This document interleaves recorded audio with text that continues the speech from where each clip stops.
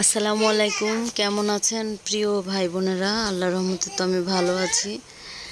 আজকে ভয়েস দিতেছি কিভাবে, আমার মনে হয় আমার ভয়েসটা একটু উল্টা শোনা যাইতেছে। আমি বাবুরে খাওয়াইতেছি আর মানে একটু সাইড হয়ে শোয় না যেভাবে, একটু মানে বুঝাইতে পারতেছি না, পিঠ নিচের দিকে দিয়ে কীভাবে যেন শুয়ে খাওয়াইতেছি, তো ওইভাবেই দিতে হইতেছে ভয়েস।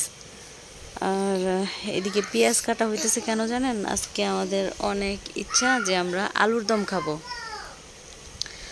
তো সেই সুবাদে আমার হাজব্যান্ড আজকে বলতেছে তুমি কিচ্ছু ধরবা না, কারণ আমি আলুর দম টম বানাইলে আছে না টেস্টিং সল্ট, ম্যাগি মশলা টশলা এইসব দিই না, অথেন্টিক মশলা দিয়েই রান্না করার চেষ্টা করি, কারণ আমার বাচ্চারা 2 দিন পর পরই এই সমস্যা হয় ওই সমস্যা হয়, আর নিতে পারি না, তাই ভাল লাগে না এইসব। কিন্তু এই যে এই লোকটারে কিছুতেই বুঝাইতে পারি না, সে ওই মানে সব কিছু মজা খাইতে গিয়ে নিজের যে কী পরিমাণ কষ্ট দিতে হয়।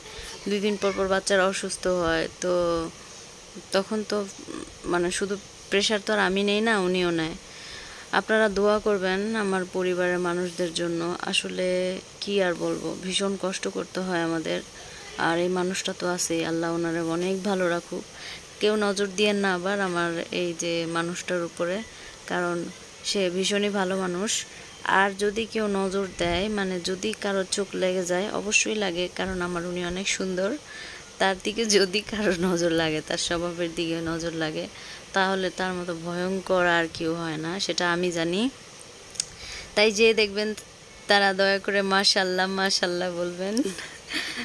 ভালো থাকবেন।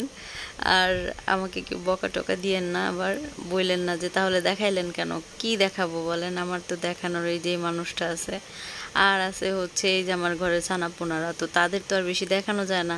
তারা আইসা মোবাইল টাপ করে নিয়ে যাবে, তারা ওরকম না যে আম্মু করো, আমি কথা বলি তুমি দেখাও, ওই টাইপের না। আমরা ভাবছিলাম সরাসরি ওনার ভয়েসটা দিব, কিন্তু দেখলাম যে অনেক আস্তে আস্তে শোনা যাইতেছে, মানুষ বিরক্ত হবে, তাই আর দেই নাই। আজকে দুপুরের মেনুতে ছিল কাঁকরোল ভাজি, মানে ওই যে প্রথমে ভাজার পরে পেঁয়াজ রসুন আদা রসুন তারপর জিরা ফোড়ন দিয়ে ওগুলি আবার একটু তেলে মাখা মাখা করে, ওইটা খুব মজা লাগে। আমি আমার সুকেসটা দেখতেছিলাম, আমি যখন সুস্থ আর ভালো ছিলাম, যখন আমার অনেক সময় ছিল হাতে, তখন আমি অনেক সুন্দর করে এটা মুছতাম, তারপর ঘর 3-4 বার ঝাড়ু দিতাম, এমনকি আমার হাতের গিঁটে পর্যন্ত শক্ত হয়ে গেছিলো, এমন করতাম আমি, কেমন যেন একটু সূচিবায়ের মতো অবস্থা হয়ে গেছিলো। যখনই আবার এই যে আমার ছোট ছোট ছানাপোনারা আসলো, আল্লাহ দুনিয়ায় পাঠাইলো, নিজে অনেক বেশি অসুস্থ হয়ে গেলাম, বিভিন্ন কারণে সাফার করতে থাকলাম, তখন কেন জানি আর কুলাইতে পারতেছিলাম না। আর আমার এদিকে এমন একটা অবস্থা যে আমার পাশে হেল্প করবে এমন কেউ নাই। আমার মা আছে, যে আসে মাঝে মধ্যে আসে, কিন্তু অসুস্থ হয়ে যাওয়াতে সেও আসতে পারে না। দোয়া করবেন আপনারা আমার মা বাবার জন্য, তারাও যেন ভালো থাকে।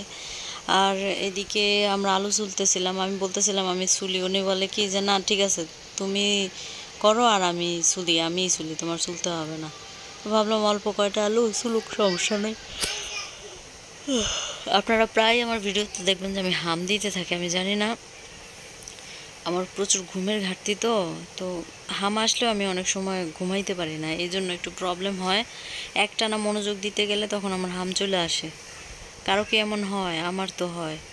দেখছেন আলুগুলি ছুলে ফেলছে, আর এটা ছিল আমাদের দোকানের আলু। আমরা একটু ধরেন হালকা, যদি কাস্টমারদের তো আর একটু দাগ আলু দেওয়া যায় না, আমরা নিয়ে আসি, আর এটা ফ্রেশই ছিল। আর দোকানদারের বউরা তো জানেনি এটা, তারা দোকানের বেশিরভাগ খাবারই তাদের খাইতে হয়।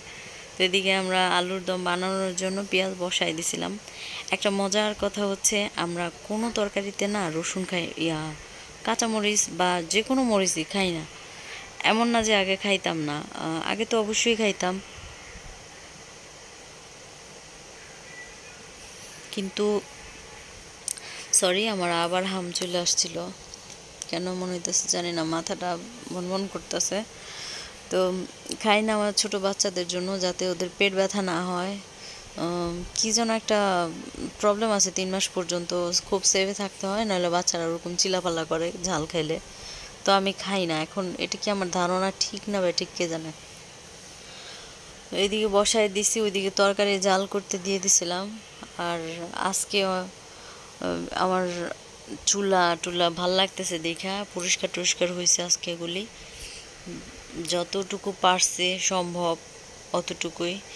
আলুর দম কেনা বানাতে পারে, পেঁয়াজ কুচি দিতে হয়, চাইলে রাঁধুনি দেওয়া যায় অথবা জিরা ফোড়ন, তারপর হচ্ছে আদা রসুনের পেস্ট এগুলি দিয়ে তারপরে শেষে আলু টালু দিয়ে কষানোর পরে নামানোর সময় একটু জিরা ফোড়ন অথবা রাঁধুনি দিয়ে নামায়, রাঁধুনি দিয়ে নামায় ফেললে বাস হয়ে গেল। অনেকে টেস্টিং সল্ট ইউজ করে, ওইটা আসলে স্বাস্থ্যসম্মত না, আমার মনে হয় না খাওয়াই বেটার। আপুরা যাদের হাজব্যান্ড বাসায় মানে হেল্প করে অথবা করে না, আবার অথবা এমনও বউ আছে যারা পায়ের পর পা তুলে খায় আর জামাইকে দিয়ে মানে কষ্ট করাইতে চায়, আমি তাদের উদ্দেশ্যে বলতেছি কি জানেন, আসলে ঘরের মানুষের মর্মটা বুঝতে হবে।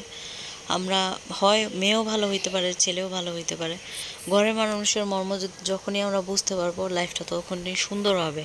আর একটা মানুষের মানে পাঁচটা দিক কখনোই ঠিক হয় না, যেমন হাতের পাঁচ আঙ্গুল এক সমান হয় না, পাঁচটা দিক কখনো ঠিক হয় না, একটু তো হেরফের হবেই। ধরেন দুইটা দিক অনেক ভালো, তার চরিত্র ভালো, তার আধ্যাত্মিক জিনিসটা ভালো, তো তাকে মানা যায়, ঠিক আছে। ওই ছোটোখাটো ভুলগুলি মাফ করে দিবেন, কারণ জীবন তো একটাই, এই জীবনে যাকে আল্লাহ আপনার উপর বসায় দিছে তাকে তো আর আপনি এমনি এমনি সরাই দিতে পারেন না ছোটোখাটো জিনিসের জন্য। একটু মানায় নেওয়ার চেষ্টা করবেন। জীবনে মানে ক্ষমা করে দেওয়ার মতন মহৎ গুণ আর নাই, ক্ষমা করে দিবেন, যত পারবেন ক্ষমা করে দিবেন। আর আসলে আমরা মুখে যতই অনেক উপদেশ দেই না কেন, অনেক মানে নানান রকমের মন্তব্য করি, উপদেশ দেই, উপদেশ দেই না কেন, সবাই কিন্তু ওইভাবে মানতে পারি না। আর নবীজি সাল্লাল্লাহু আলাইহি সাল্লাম বলছেন যে মানে আমরা যেটা করি ওইটা যেন তাকে উপদেশ দেই, সো একটু মানার চেষ্টা করি, তাই আপনাদের উপদেশ দিলাম। ক্ষমা করে দেওয়া একটা মহৎ গুণ।